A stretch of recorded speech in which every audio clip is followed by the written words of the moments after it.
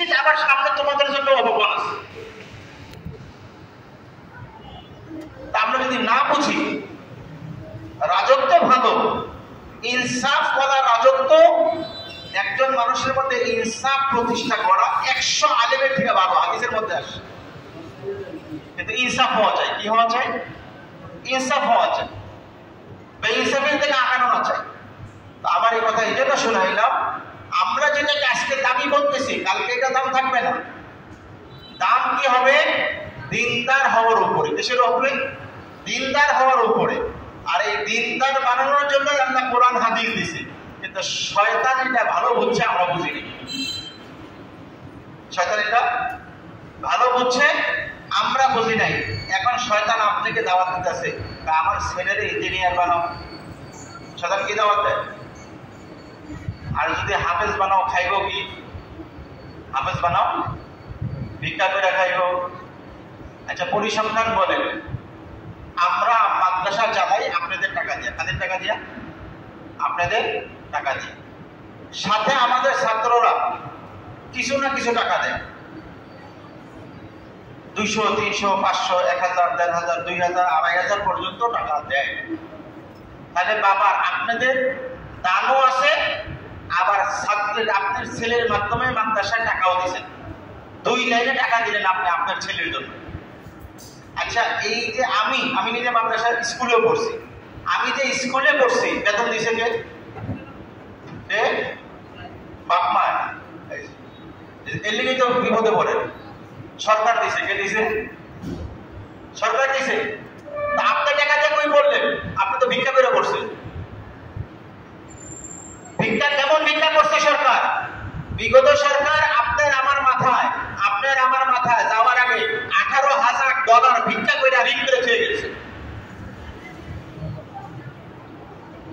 এক একজনের মাথায়। ওইটা ভিক্ষা না, পুরা দুনিয়া ভিক্ষা করে আইনা আমাদেরকে ঋণগ্রস্ত কইরা আপনি শিক্ষা ব্যবস্থা চালাইতেছেন, আর আমারে আপনি বলতেছেন ভিক্ষা করে খাও। তুমি তো ইন্টারন্যাশনাল ভিক্ষুক, তুমি তো ইন্টারন্যাশনাল ভিক্ষুক। আমি ভিক্ষা করি আমার মহল্লায়, ভাই আমার মাদ্রাসাটা চালায়, এটা আপনাকে মাদ্রাসা। আর তুমি আমেরিকা দিয়ে ভিক্ষা করছো, জার্মানি দিয়ে ভিক্ষা করছো, জাপানে দিয়ে ভিক্ষা করছো, তুমি ভিক্ষা করছো রাস্তায় রাস্তায় ভিক্ষা করছো।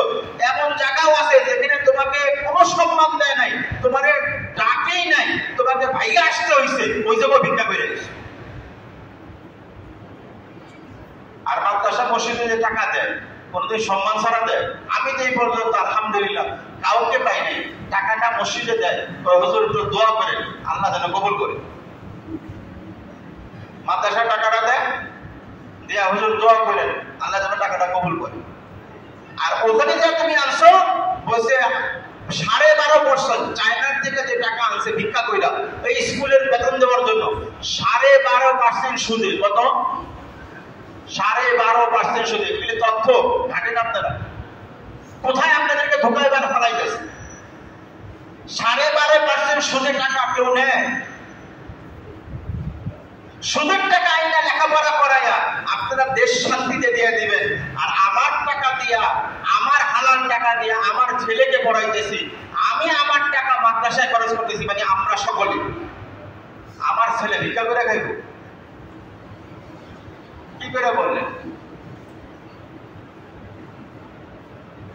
এরপরে বুঝেন, মসজিদের কোন টাকা, আমি বহুত আগে বয়ান করছিলাম, আলহামদুলিল্লাহ আমি 2 জনের প্রশংসা করবো, নাম নিব না, আপনারা জানবেন।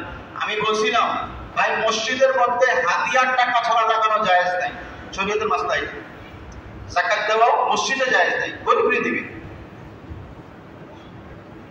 তো একজন আইসা তার ব্যাংকের ইন্টারেস্টের টাকা এই মসজিদে জমা করছে, ব্যাংকে 12-13% সুদ জমে না, মনে করছে এটা খাওয়া যাইব না, তো মসজিদে দিয়ে দিই। এই বয়ান শোনার পরে আমাদের সোনা হাজরাত আয়সা বলছে, চাচা এটা তো দিছি, ভুল হয়ে গেছে, আপনি ওই টাকাটা আমাদের ফেরত দেন, আমি ওই পরিমাণ টাকা মসজিদে আবার দিয়ে দিতেছি। বলেন আলহামদুলিল্লাহ।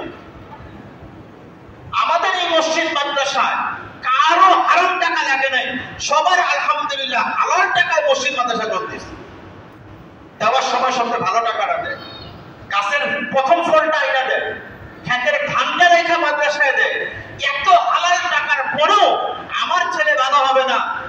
কি সুদের টাকা খাওয়ায়া, ট্যাক্সের টাকা। জানেন ট্যাক্স কই থেকে ওঠে? জানেন না? বাংলাদেশের মধ্যে মদের বিক্রির ট্যাক্স আছে, এবং বাংলাদেশে গত বছরও সবচেয়ে বেশি ট্যাক্স দিচ্ছে কেরো কোম্পানি, মদের কোম্পানি। ওই ট্যাক্সের টাকার বেতন দেয়, ওই বেতন দিয়ে আপনি টাকা গ্রহণ কইরা আপনার ইমান কবুল হবে। আর মাদ্রাসায় বলে আবার রোজা রেখে, খানা না থাকলে রোজা রাখে, এর খানা কবুল হবে না। শয়তান ধোঁকা দিচ্ছে। কে শিখেছে এটা? কি শিখাইছে শয়তান? মাদ্রাসা বললে খাইব বোধহয়, মাদ্রাসা বললে হ্যাঁ শয়তানের ধোঁকা।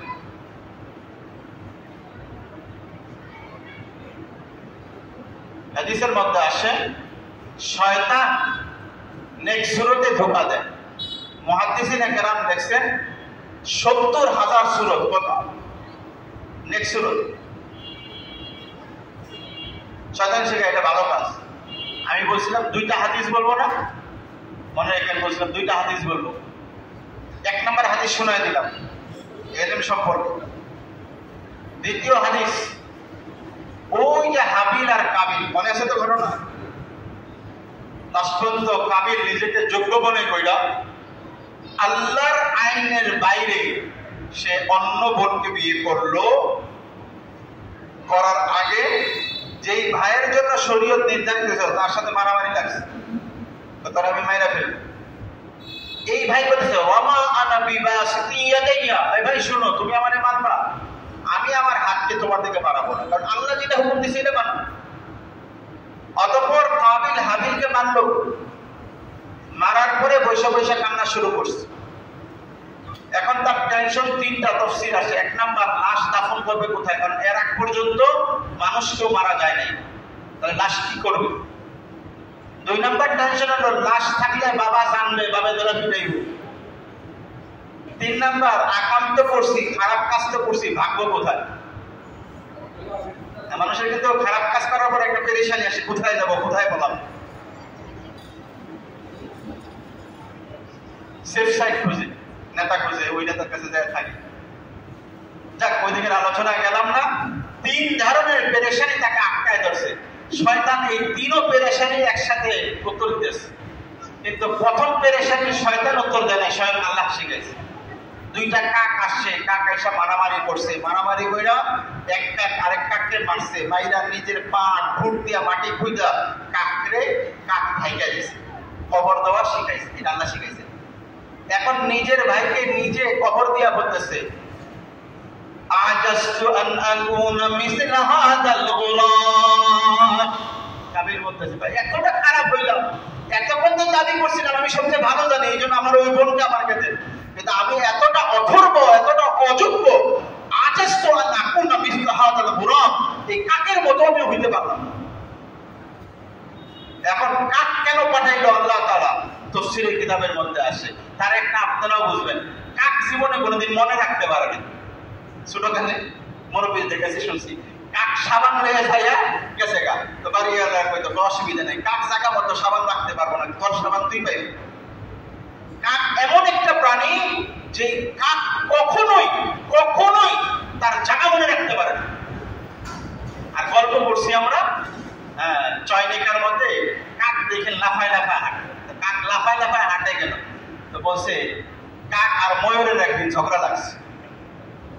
তবে তো মানুষ পছন্দ করে, আমার কিন্তু পছন্দ করে না। কাকে বলতেছে ময়ূর, তুই ভালো করে হাঁটতেও পারস না, তোর পেকমা মেলতে পারস না, আমার মধ্যে পেটাইছে দেখা, দেখবি সবাই করে পছন্দ করে। কারণ কাক যে নাচা শুরু করছে, ওই এখন নিজের হাঁটা ভুলে গেছে, কিয়ামত পর্যন্ত কাক আর হাঁটতে পারে না, লাফায় লাফায় নেচে নেচে হাঁটে। কাকের মেমোরি এতটা খারাপ, কাক কখনোই মনে রাখতে পারে না। আল্লাহ তাআলা কাবিলকে বুঝাইলেন ইসলাম ছাইড়া দিলে কাকের থেকে খারাপ হবা, কাক যেমন মনে রাখতে পারবা না, তোমাদের জিন্দেগির কোনো কিছু মনে করতে পারবা না। এইজন্য কাবিল বলছে আজাস্তু আন আকুনা মিসলা হাদাল গুরাব, এই কাকের মতো হইতে পারলাম না, আফসোস। শয়তানের ধোঁকা শুরু। এখন বাড়িতে গেলে ফিতনা আছে, আব্বা 2 নম্বরে যাবো কোথায়? আমার একটা ভুল হয়ে গেছে। 3টা জিনিস পেরেশানি বলছিলাম যে 3টা এখানে না, লোকানোর পেরেশানি তাফসীরের কিতাবে আনে নাই। দ্বিতীয় পেরেশানি হইতেছে, মানুষ অন্যায় করলে পরে অনুশোচনা আসে। কি আসে? অনুশোচনা আসে। শয়তান এই তিনও জায়গার থেকে তাকে হারানোর জন্য কি করলো? তোমার জন্য একটা ভালো ব্যবস্থা আছে। কি? বাড়িতে যাও না, জঙ্গলে যাও। বাড়িতে যাও না, জঙ্গলে যাও। জঙ্গলে গেলেন কেন? অনুশোচনার জন্য, তওবা না করে। দেখেন, আদম আলাইহিস সালাম নবী ছিলেন। কি ছিলেন? আর নবীকে তো পাঠানোই হয়েছে উম্মত গুনাহ করলে নবী শিখাই দিবে। নবী পাঠানো হয়েছে কেন? নবী উম্মতকে শিখাবে। ছেলে হোক, এটা উম্মত। আদম আলাইহিস সালামের কাছে যদি যাইতেন, যে কাবিল যদি যাইতো, আদম আলাইহিস সালাম মারতো, যাই করতো, তো আল্লাহর কাছে তো শেখায় না যাইতো যে আমার ছেলে তো ভুল করে ফেলেছে, তওবার রাস্তা কি? মুসা আলাইহিস সালামের উম্মত আসর পূজা শুরু করছে। মুসা আলাইহিস সালাম তাওরাত আনতে গেছে।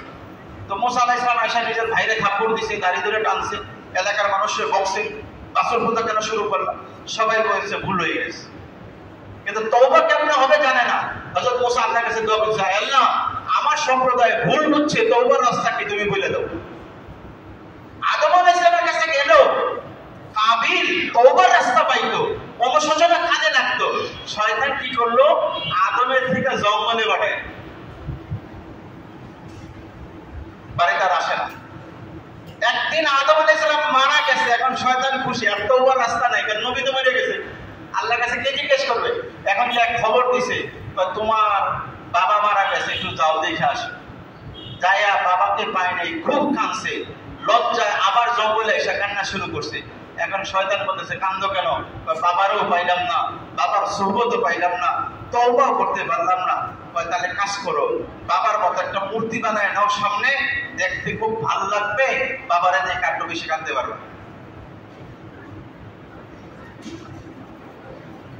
বুঝেন নাই? বুঝেন নাই? একটু পরে বুঝবেন যে কি। কাবিল হয়ে গেছে, বাবারে দেখে কাঁদতো, সেজদা দিত না। কাবিল মরার পরে তার নাতিরে শিখাইতেছে, তোর দাদা এই মূর্তি কে লেগে বানাইছিল জানোস? কয় না, এটা পূজা করার লেগে, সেজদা দে, আল্লাহ খুশি। এটা আমার বানানো ঘটনা না। রাসূল সাল্লাল্লাহু আলাইহি ওয়াসাল্লাম আরেক হাদিসের মধ্যে লম্বা আলোচনা করছে। আল্লাহর নবী সাহাবায়ে কেরামকে জিজ্ঞাসা করছে, তোমরা কি জানো মা হাদাল আসানিম, এই মূর্তিগুলো কি? কয় না। কয় কানু মিন আবাইহিম, তাদের ভালো বাবা ছিল এরা, যখন মারা গেছে তো ছেলেদেরকে শয়তান শিখাইছে, তোমার বাবার মূর্তি মসজিদে আনো, দেখে দেখে আল্লাহকে কানবা। ওই সন্তানটা মারা যাওয়ার পরে শয়তান নাতিদেরকে ধোঁকা দিছে, এদের বাপ, তোমাদের বাবারা এদেরকে পূজা করতো, তোমরাও পূজা করো। শয়তানের চাল বুঝছেন তো? তওবার জন্য নিয়া, তওবা তো করাই নাই, মূর্তি পূজা লাগাই দিছে।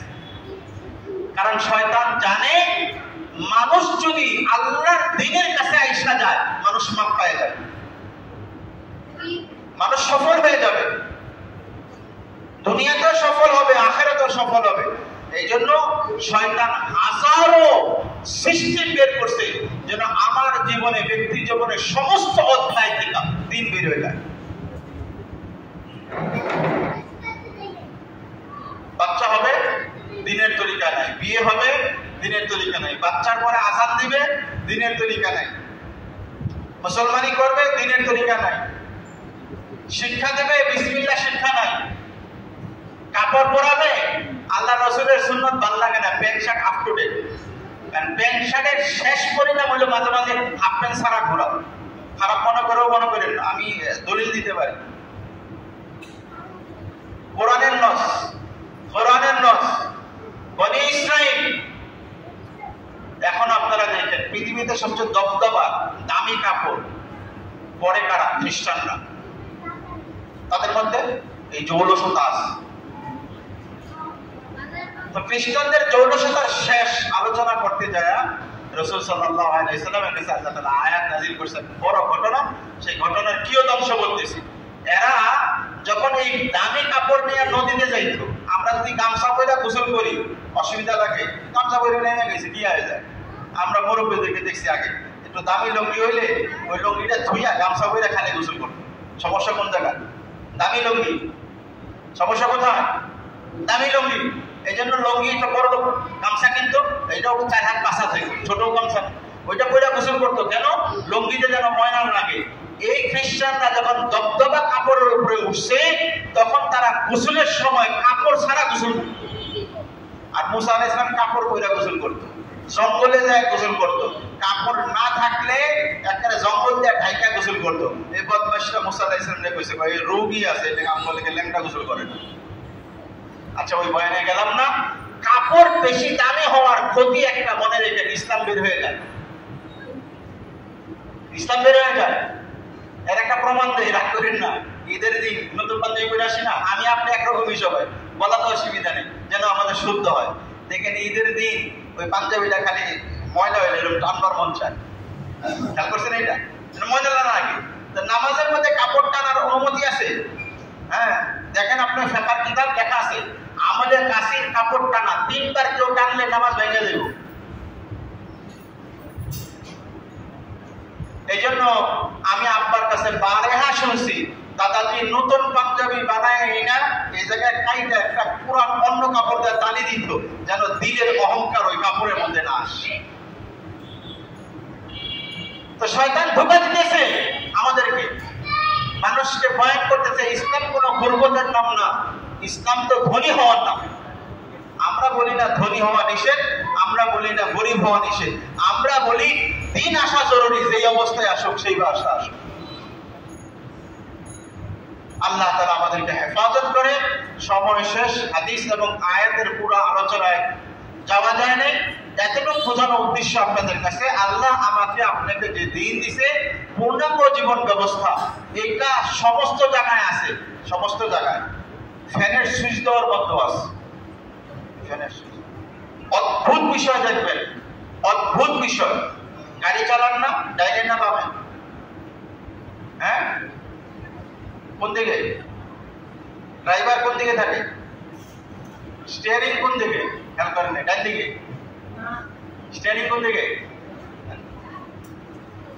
জাপানিজরা ডান দিকে চালায়, আমেরিকানরা বাম দিকে চালায়। হ্যাঁ, আরবিয়ার দরকার নাই, আরব তো আমেরিকার পাগল, এর লেগে ওরা ওইটাতে মুড়ি দিস। এরা চিন্তা করছে যে ডান শূন্য, এই জন্য ডান দিক চলবে না, এই জন্য বাম দিকে নিস। পুরা দুনিয়া সুইচ নিচের দিকে দেয়, আমেরিকা উপরের দিকে দেয়। আজীব বিষয়, ইসলামকে কোন কোন জায়গায় নষ্ট করা হয়েছে। মসজিদ ভালো কাজ, ডান পায়ে ঢুকবো না বাম পায়ে? বাড়িতে, বাড়ি ভালো, দোকানে ঢুকবো ডান পায়ে না বাম পায়ে? ডান পায়ে, ভালো জায়গা। তো এখন এটা তোয়াক্কা সরাই দিচ্ছে। মোট কথা, জীবনের কোন এক অংশে যেন আপনি দিন না মানতে পারেন, এর ব্যবস্থাপনা করছে। এখন আমাকে ভাই খুঁজা বের করতে হবে আমার প্রত্যেকটা অংশে আল্লাহ রসুলের হিদায়াত কি ছিল, এই হিদায়াত যেন আমাদের কাছে আসে। আল্লাহ তাআলা তৌফিক দান করেন। আল্লাহ ওয়াদা করেছে, ওয়াল্লাযীনা জাহাদু ফীনা, আমাকে পাওয়ার জন্য চেষ্টা করবে। চেষ্টা না করলে আল্লাহ দিবে না।